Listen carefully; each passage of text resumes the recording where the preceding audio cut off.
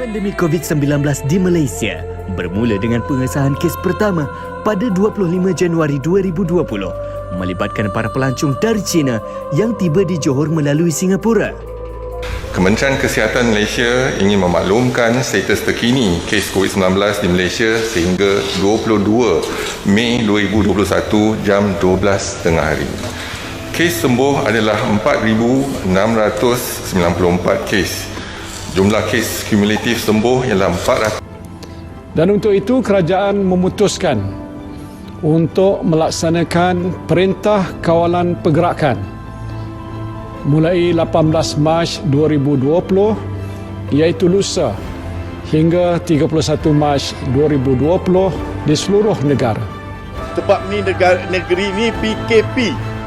Walaupun Kelantan PKPP atau PKPP dia tak boleh balik. Dia curi-curi balik. Dan apabila dia balik, terkesan puncanya dialah yang membawa satu kluster baru. Orang ni lah yang akan kena 10,000.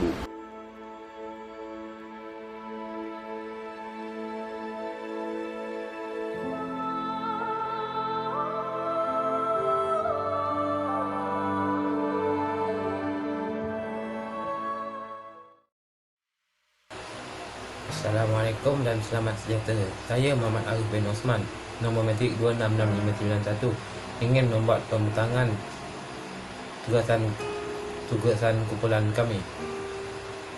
Tugasan kumpulan kami iaitu subjek kepemimpinan dalam pengurusan awam.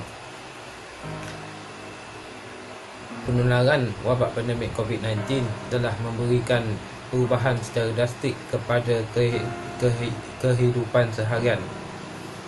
Ia menjadi penyumbang dalam mencetuskan krisis dalam kehidupan manusia. Wabak ini bukan sahaja memberikan kesan kepada kesihatan, malahan kehidupan sosial dan kesejahteraan pekerja khasnya. Sektor pekerjaan antara sektor yang terjejas dengan kenaikan kadar pengangguran.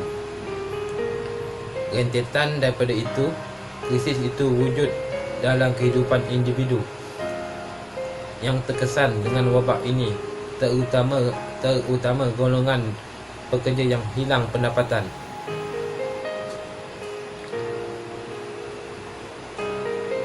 Krisis ini menyebabkan ramai individu mengalami masalah mental yang tidak dijangka.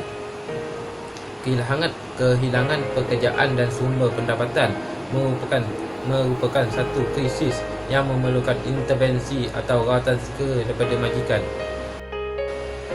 COVID-19 merupakan satu wabak yang telah dikesan di Wuhan, China pada Disember 2019. Ia dikabarkan membawa wabak ini tersebar pada pasar harian di Huanan, China. Kes pertama yang dilaporkan di Malaysia pada 2 Januari 2020 hingga 17 Februari 2020 yang dikenali sebagai gelombang pertama COVID-19. Pada 27 Februari 2020, peningkatan kes terus berlaku dan pada 16 Mac 2020, Perdana Menteri telah mengumumkan Perintah Kawalan Pergerakan PKP bagi membendung penularan wabak ini. Kerajaan berusaha untuk menangani wabak ini dan mengembalikan kehidupan yang lebih sejahtera kepada masyarakat. Maka fasa pandemik telah bertukar kepada fasa endemik dengan beberapa kelonggaran yang diberikan. COVID-19 menyebabkan individu merasa gelisah, terancam dan menyebabkan individu kehilangan kawalan diri dan menyalahkan diri. Krisis ini merupakan suatu tindak balas subjektif terhadap suatu peristiwa hidup yang menekan atau traumatik atau rentetan peristiwa-peristiwa yang dirasakan oleh seseorang bagi hal yang bahaya mengancam dan mengganggu kehidupan seharian. Intervensi krisis merupakan salah satu cara untuk membantu mereka yang menghadapi krisis dalam kehidupan mereka. Intervensi bermaksud suatu landasan yang menjadi keinginan untuk membantu dan disadarkan kepada model tertentu. Tujuan utama intervensi untuk meningkatkan kefungsian individu dengan menggunakan pendekatan rawatan dan penyelesaian masalah yang efektif. Intervensi krisis adalah bantuan kecemasan untuk kesejahteraan psikologi yang ditawarkan serta-merta kepada individu yang mengalami krisis untuk mengembalikan kestabilan dirinya. Penularan wabak COVID-19 ini merupakan cabaran yang perlu dipandang serius oleh setiap pemimpin organisasi. Kerajaan telah mengadakan sekatan pergerakan ke atas individu bagi membendung penularan wabak COVID-19. Sekatan-sekatan yang dilakukan ini telah memberikan kesan kepada perkembangan ekonomi apabila banyak syarikat terpaksa ditutup kerana tidak mampu membiayai kos perbelanjaan syarikat untuk beroperasi. Jelaslah keadaan ini mewujudkan krisis kepada individu yang terkesan akibat wabak COVID-19 ini. Hal ini memberi kesan juga kepada peningkatan kadar pengangguran negara. Banyak pekerja mengalami pengangguran disebabkan sektor pekerjaan yang terjejas apabila PKP dilaksanakan. Apabila kebanyakan sektor ekonomi mengalami kerugian, maka ini telah melumpuhkan ekonomi negara sekaligus memberikan kesan kepada individu yang bekerja seperti ramai pekerja telah diarahkan mengambil cuti tanpa gaji selama sebulan. Terdapat dua model yang berkait yang boleh menjelaskan berkenaan fenomena ini lebih lanjut, iaitu model kebolehdapatan kerja yang melibatkan model Suruhanjaya Pencapaian Kemahiran Berkeperluan, teori jangkaan nilai dan model intervensi krisis. Model Suruhanjaya Pencapaian Kemahiran Berkeperluan. Model ini telah dibangunkan pada tahun 1991, iaitu bertujuan untuk mendokumentasikan jenis-jenis kemahiran yang diperlukan dalam pasaran kerja semasa yang lebih dikenali dengan workplace know-how. Terdapat dua bahagian dalam model ini, iaitu kompetensi di tempat kerja melibatkan 5 kemahiran seperti sumber kemahiran interpersonal, maklumat, sistem dan teknologi, manakala kemahiran teras pula menghimpunkan 3 elemen, iaitu kemahiran asas, kemahiran berfikir dan kualiti personal. Bagi aspek kompetensi di tempat kerja pula, perincian dalam model ini yang bersesuaian dengan situasi pandemik COVID-19 ialah elemen sumber yang merujuk pada pengurusan masa, pengurusan kewangan, pengurusan bahan dan kemudahan serta pengurusan sumber manusia. Model ini dilihat bersesuaian sebagai medium untuk melaksanakan intervensi akibat pandemik COVID-19 dan bersesuaian dengan revolusi industri 4.0 yang menerapkan segala kemahiran yang diperlukan dan terkini untuk membolehkan individu mampu mengembangkan diri keluar daripada kemelut kesan wabak ini. Teori jangkaan nilai. Individu yang mempunyai tanggapan jangkaan dan nilai insentif yang tinggi mempunyai kekuatan untuk mencapai matlamat yang disasarkan atau diinginkan.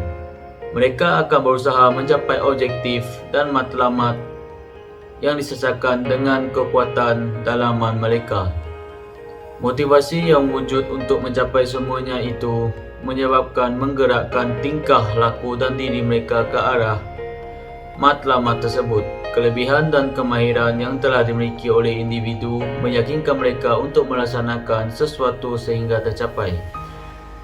Pekerja yang kehilangan kerja setelah melakukan analisa kepada dirinya berkaitan dengan kekuatan dan kelemahan dirinya akan berusaha mendapatkan pekerjaan yang dirasakan sesuai dengan dirinya, kesan motivasi dan gaya fikir yang terhasil dalam dirinya.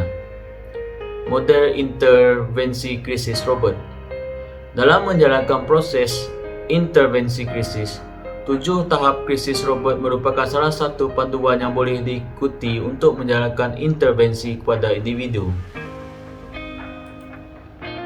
Tahap 1 iaitu merancang dan menilai latar belakang individu. Tahap 2 mewujudkan perhubungan yang mesra dan membina keyakinan dan kepercayaan dalam diri individu. Ini bagi mendapatkan maklumat yang lebih jitu dan meningkatkan kejituan, tepatan maklumat dan mengelakkan sangkaan.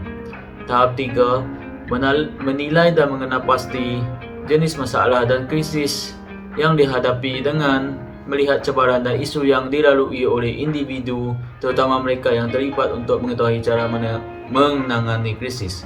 Tahap 4 meneroka perasaan dan emosi individu dengan mendengar dan memberi tumpuan ketika individu lain sedang berbicara. Kata-kata semangat dan galakan dapat memudahkan proses membantu mereka. Tahap 5 meneroka cara lain yang telah diambil dan dilakukan oleh individu dalam menangani krisis. Tahap 6 membangunkan pelan tindakan untuk strategi keluar dari krisis. Dan akhir sekali tahap 7 iaitu merancang tindakan susulan atau status terkini individu. Assalamualaikum dan salam sejahtera. Nama saya Muhammad Alif bin Abdul Manan. Nombor metrik 268175. Saya akan menerangkan tentang langkah intervensi mengurangkan kesan wabak COVID-19. Terdapat 6 langkah intervensi untuk mengurangkan kesan wabak COVID-19 iaitu nombor 1.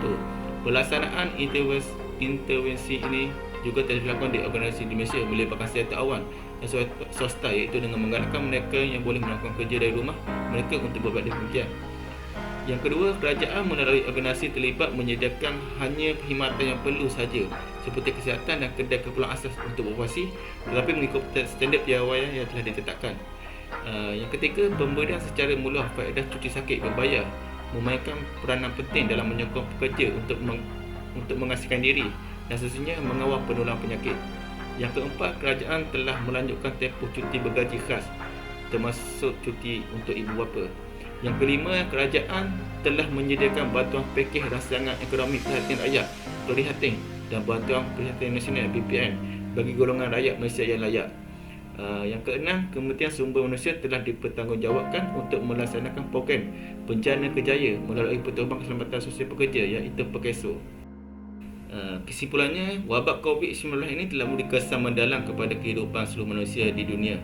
Sektor paling utama yang terkesan adalah sektor ekonomi negara di samping hampir melupakan sektor kesihatan negara. Ia juga secara langsung memberikan kesan kepada individu yang bekerja dan akhirnya kehilangan pekerja serta punca pendapatan utama. Pelbagai langkah dan usaha yang diambil oleh kerajaan bagi mengurangkan wabak ini kepada individu dan pekerja di samping terus meningkatkan produktiviti dan kualiti kerja di organisasi mereka. Pemimpin organisasi dan pemimpin negara haruslah cakna dan bijak dalam menguruskan krisis ini dan mengambil langkah intervensi terbaik dalam mengurangkan kesan wabak ini dalam kehidupan individu. Sekian, terima kasih.